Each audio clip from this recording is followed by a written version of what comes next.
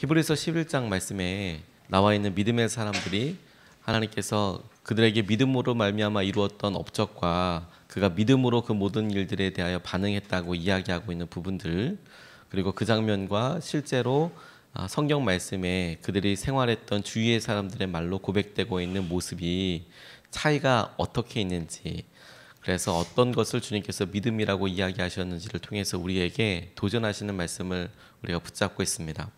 오늘 입다라는 사람을 통해서 우리에게 하나님께서 주시는 믿음의 모습을 같이 살펴보고 싶습니다. 입다는 어머니로 인하여서 마음에 상처가 많은 사람이었습니다. 아버지는 아마도 이스라엘의 어떤 재산이나 어떤 명망이 있는 사람처럼 여겨지는데 그의 어머니가 창녀였기 때문에 아무것도 이룰 수 없는 상황이 되었습니다. 아버지의 다른 배다른 형들이 자기의 다른 배다른 형들이 쟤랑은 같이 아무것도 할 수 없다는 식으로 그렇게 갈등도 있게 되고 결국에는 집을 뛰쳐나와서 자기가 자기 나름의 세력을 만들어서 돕이라는 땅에서 살게 되었습니다. 그런데 또 아이러니하게도 그렇게 살고 있을 때에 암몬 자손이 이스라엘 백성들을 괴롭히고 다스리는 일들이 일어나게 됐는데 이스라엘 자체로는 이 암몬 자손을 어떻게 해볼 수 있는 방법이 없자 길르앗의 장로들이 리더들이 이 입다를 찾아와서 암몬을 물리쳐 주면 당신을 우리의 우두머리로 삼겠습니다. 이렇게 이야기합니다.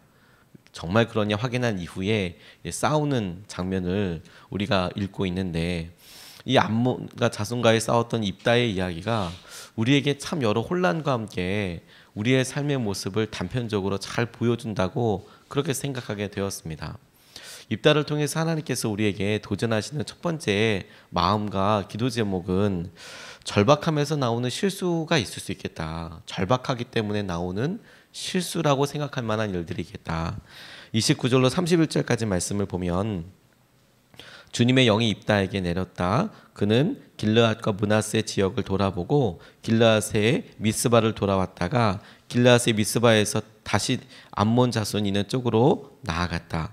하나님이 암몬 자손을 내 손에 넘겨주신다면 내가 암몬 자손을 이기고 무사히 돌아올 때에 누구든지 내 집 문에서 먼저 나를 맞으러 나오는 그 사람은 주님의 것이 될 것입니다. 내가 번제물로 그를 드리겠습니다. 이렇게 이야기하고 있습니다. 사사기에서 이 본문의 일, 특별히 입다와 관련된 이 부분을 도저히 이해할 수 없다라고 이야기하는 학자들이 많습니다. 왜 입다가 이런 고백을 했던 것일까? 왜 진용을 바라보고 암몬 자손을 돌아보고 누구든지 처음으로 나오는 그 사람을 번제로 드리겠다고 이야기했을까? 하나님께서는 인신 제사를 받거나 그렇지 않으셨는데, 그리고 입다에게 그렇게 바치라고 이야기한 것도 아닌데 본인 스스로 왜 이런 결단을 하게 됐던 것일까? 이 부분이 설명이 되지 않는 것이죠. 근데 그렇기 때문에 우리에게 더욱 분명한 우리의 모습을 단편적으로 보여준다라고 말씀을 묵상하고 질문하면서 붙잡게 되었습니다. 우리도 우리의 삶의 절박함에 이르게 되면 그러면 우리 마음속에 있는 드는 생각대로 고백하고 그리고 그렇게 기도하게 되는데 이 마음의 고백과 생각이 하나님께서 그 다음 일들을 보여주시고 이끌어 주실 때에 우리 마음속에 혼란으로 남게 되는 경우들이 의외로 많이 있다는 것을 보게 됐어요. 절박함은 때때로 하나님을 찾게 되는 통로도 되는데 근데 이 절박함은 때때로 실수하는 통로가 되기도 합니다. 어느 경우에 그렇게 되느냐? 절박함 자체가 너무 커다랗게 보일 때, 아무것도 할 수 없다고 생각이 될 때, 그러면 무엇이든지 한다라는 생각으로 우리가 믿음으로 고백하고 이야기하게 되지만 시간이 지나고 났을 때 이게 믿음인지 혹은 이게 내 마음속에서 우러나온 것인지 도무지 이게 헷갈리는 경우들이 있더라라는 것이죠. 그는 사람들에게 인정을 받아서 세움을 받았습니다. 그러니 리더로서는 자질을 갖췄다라고 싶지만 바로 그 부분을 주목하게 되었습니다. 그가 독자적인 세력을 구축하고 길르앗의 장로들이 보기에 암몬 자손을 물리쳐줄 그런 사람으로 여겨지고 그에게 찾아가서 우리의 리더가 되어달라고 이야기하는 과정이 있었지만 사사기를 면면히 보면 사사로 세울 때 하나님께서 기드온의 경우에는 그에게 나타나셔서 너는 큰 용사다 이야기해 주시고 그에게 사명을 주시고 한 것에 반해서 이 길르앗 사람 입다에게는 그런 경험이 없었던 것이죠. 사람들이 보기에 당신은 리더이고 사람들이 보기에 당신은 암몬 자손과 싸울 수 있고 그런 평가를 받았던 것이고 자기도 자기 스스로 이 일에 대해서 생각할 수 있을지 또 이 일에 승리할 수 있을지 돌아보게 되고 그런데 하나님과의 내적인 확신과 이 전쟁에 있어서 내가 승리하겠다라는 그런 확신이 없는 상태로 절박함만 있는 것이죠. 반드시 이겨야 된다. 반드시 이겨야 된다. 그러니까 마음속에서 누구라도 좋으니까 승리만 하게 해준다면 정말 주님 승리만 하게 해주신다면 그럼 제가 뭐든지 하겠습니다. 뭐든지 하겠습니다. 그렇게 고백하고 그 일에 대한 결과가 오늘 나타나게 되는 것이죠. 그런데 여러분 콩 심은 데 콩 나고 팥 심은 데 팥 나는 겁니다. 우리 마음속에 망막색소 변성증이라는 병을 앓고 있는 분의 이야기를 들었습니다. 이게 시야가 점점 좁아드는 그런 병입니다.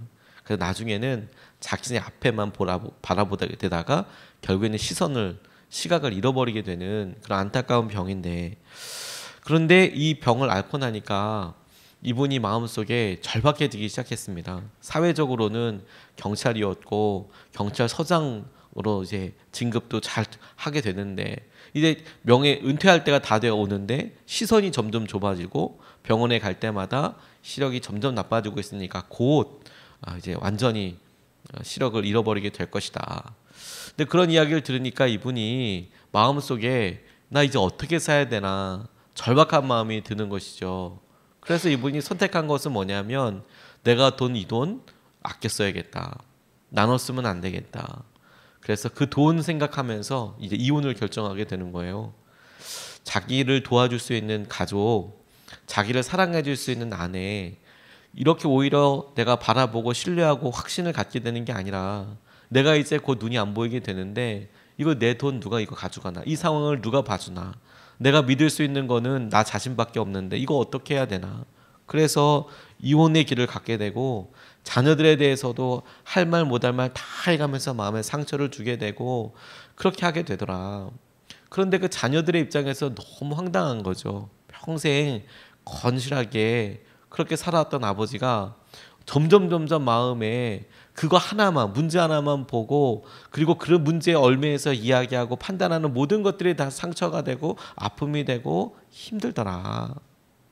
하나님 앞에 우리가 나아가고 하나님 앞에 메어 달리게 될 때에도 하나님께서 우리의 절박함 자체에만 메어 달리는 것을 좋아하지 않으시겠다는 생각이 들었습니다. 입다의 행동이 무엇이다 잘했다 못했다를 떠나서 우리가 절박함에 매여 있는 삶이 아니라 이럴 때일수록 선하신 하나님 앞에 하나님을 신뢰할 수 있는 마음과 결정이 너무너무 중요하겠구나.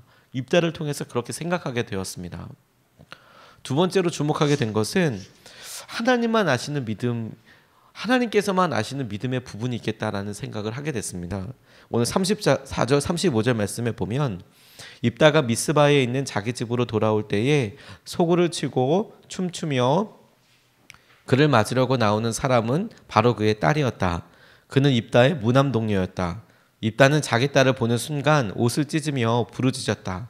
아이고 이 자식아, 내가 이 아버지의 가슴을 후벼 파는구나.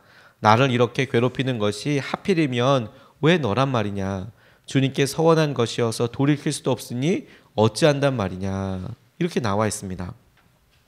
입다가 다시 담을 수 없는 말을 한 것도 너무너무 안타까운데 그가 승리하며 돌아올 때에 마음이 어땠을까 하는 생각이 들었습니다.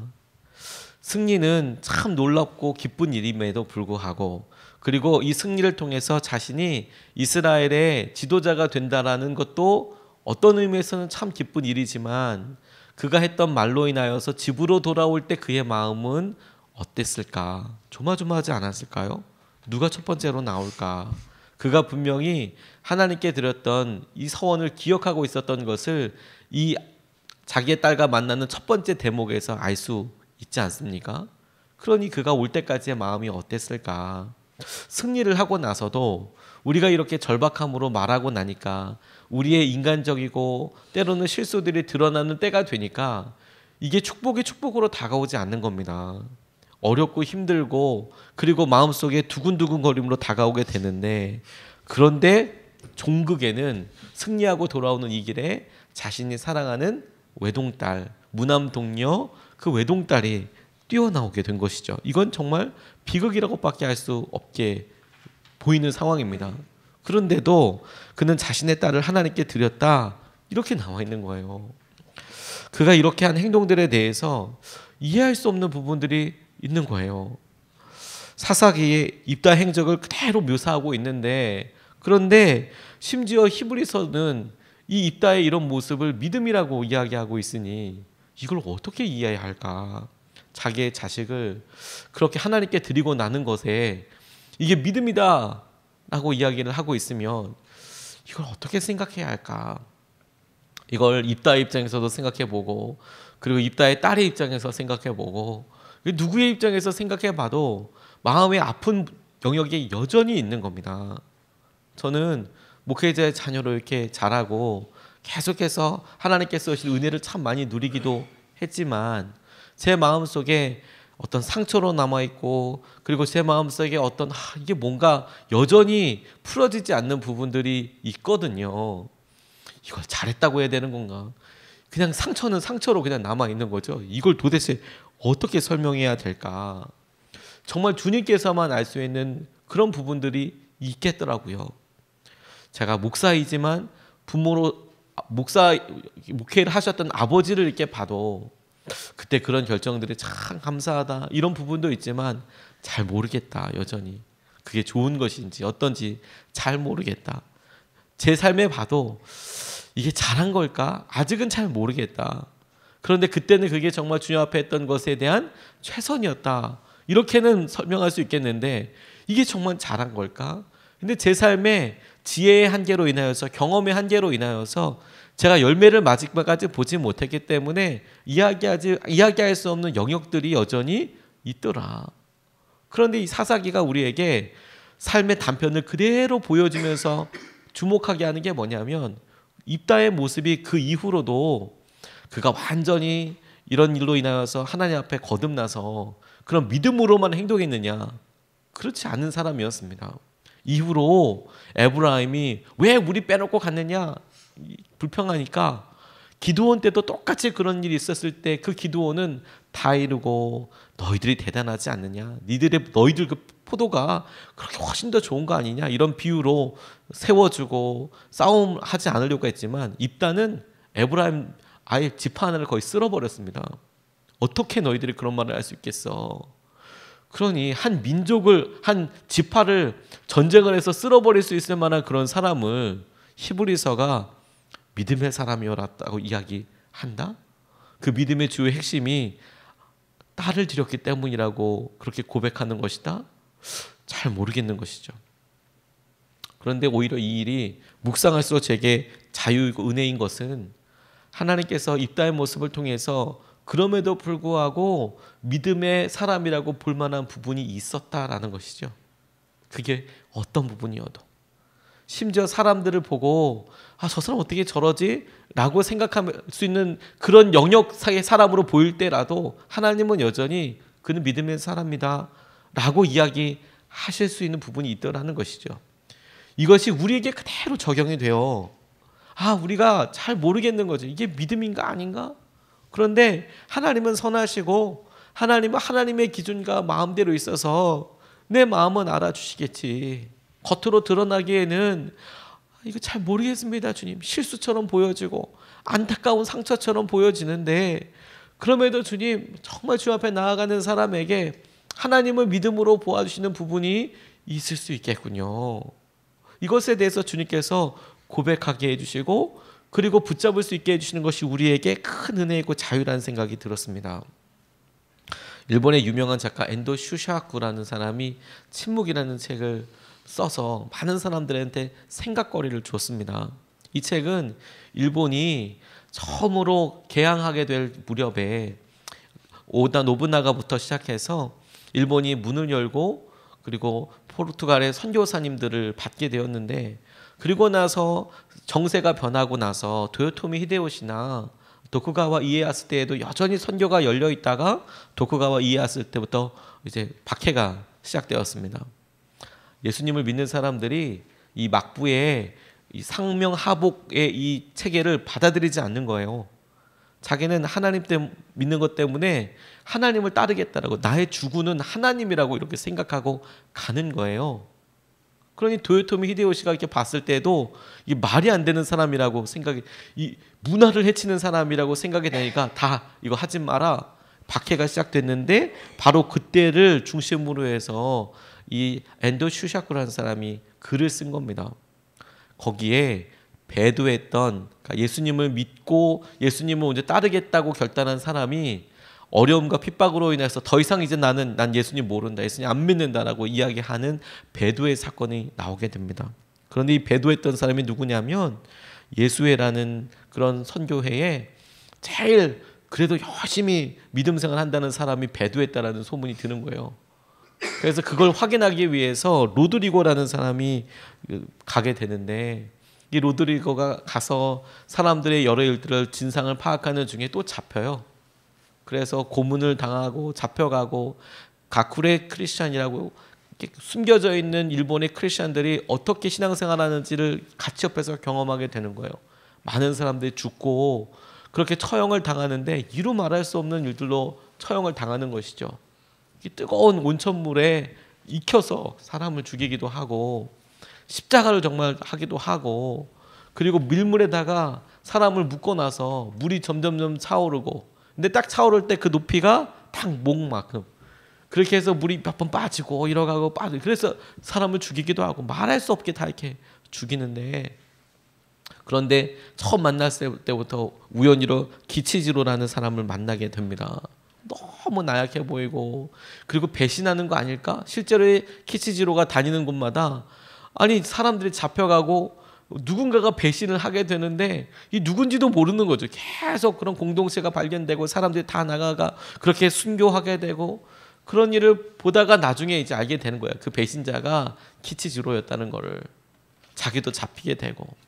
근데 아이러니한 것은 그렇게 가다가 자기에게도 배도의 순간이 오게 된 것이죠. 자기에게 손바닥만한 동판 하나를 주고, 예수님 얼굴 십자가 이렇게 있는데 이거 침 뱉고 밟아라, 그러면 산다.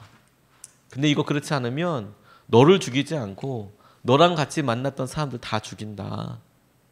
고민하고 고민하다가 이 사람이 기도하는 중에, 엔도 슈샤코는 어떻게 소설에 묘사하냐면, 주님께서 너 그거 밟아라, 네 발이 아프지, 그런데 괜찮다, 밟고 살아라, 이런 이야기를 들은 것처럼 이야기하고, 근데 반면에 소설은 그가 그렇게 밟고 살 때 그렇게 배신자였고 사람들에게 피해를 줬던 기치지로라는 사람은 끝까지 또 그 순간에 배교하지 않아서 순교를 당하게 되고, 이 두 모습을 극명하게 보여줘요.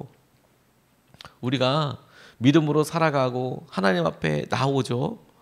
그런데 우리 삶에 여전히 연약함과 뭔가 이걸 해결할 수 없는 듯한 모습들이 있는 게 사실 우리 삶의 단면인 것 같습니다.